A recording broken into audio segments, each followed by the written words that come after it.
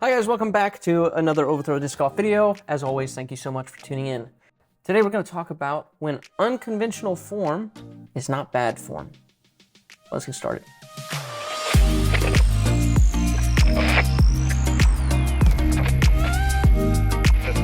So on the screen, I've got a young gun by the name of Cole Redalen. You have probably seen him. Before we get too deep into this, Cole sent me this a couple months ago, and he wanted me to let you know, as the form nerd that he is he's changing things in his form still.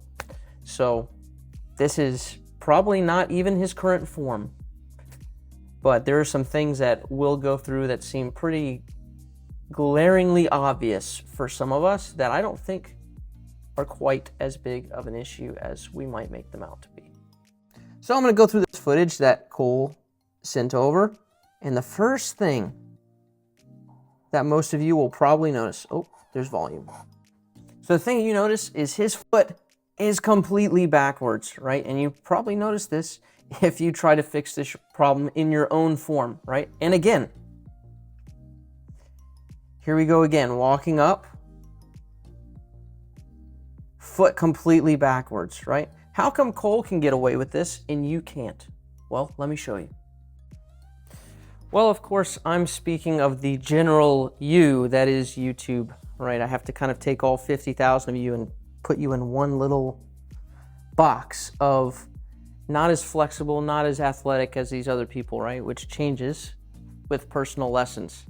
So for the general populace, if you get to the position where your foot is this far back for whatever reason, there are two things that you're going to suffer from. From this position, you have option one of, oh crap, I'm back here and I need to get forward. Well, I'm going to start opening up my hips and get into this position where they're locked out. We see from Cole's video that, well, that's not a problem for him, right? He's able to go here and his hips don't need to swing wide open and he doesn't have to get into this super flared position where there's just no mobility here, right? So that's why we generally advise, okay, this foot needs to be probably no further back than about 45 degrees for most of you not to automatically open your hips. The second thing that it affects for most people, if you're here and you decide, well, hey, I know I'm not supposed to swing my hips open like this, so I'm not going to. I'm just going to do this. Well, at that point, you don't get the opportunity to have a very strong brace and pull through balanced. So something's got to give there.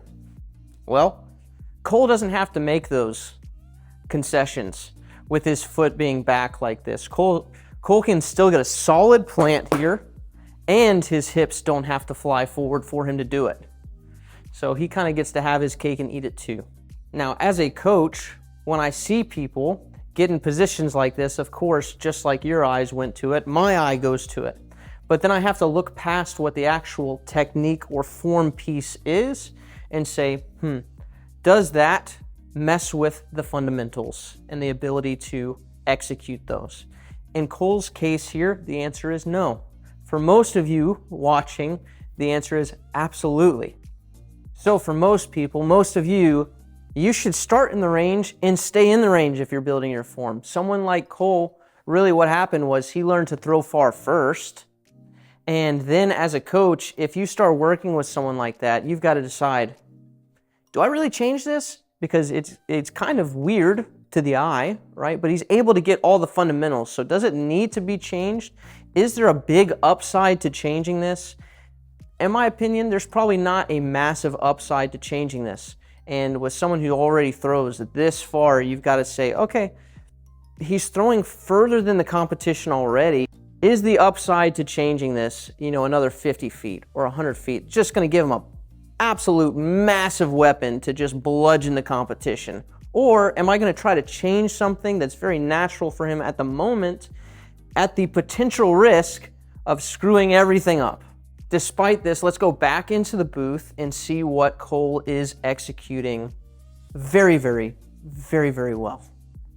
So let's look at his throw real quick from a fundamental aspect, right? He gets them all. Good coil here, nice backswing. solid plant. He makes sure that he delays his arm moving forward till after the plant. Right, so he plants and then he throws. Arms come in, tight to the body. Nice pocket, obviously. He's got this back leg still back here, still counterweighting. We're going to talk about that in a future video. Boom, still tight, not over-rotated with the body. Simple, clean. Not easy to do, but really doesn't leave anything to be desired. Yeah, that basically covers it. So, obviously, Cole has solid fundamentals. You don't throw far without solid fundamentals. Not this far. So, probably other aspects of the game to look out for, in my opinion. All of his links for his sponsors and things like that are in the description, and we're going to pin them in the top comment. So, if you want to support Cole, visit those. Take a look around, even if you're just window shopping. It's okay too. Until next time, peace.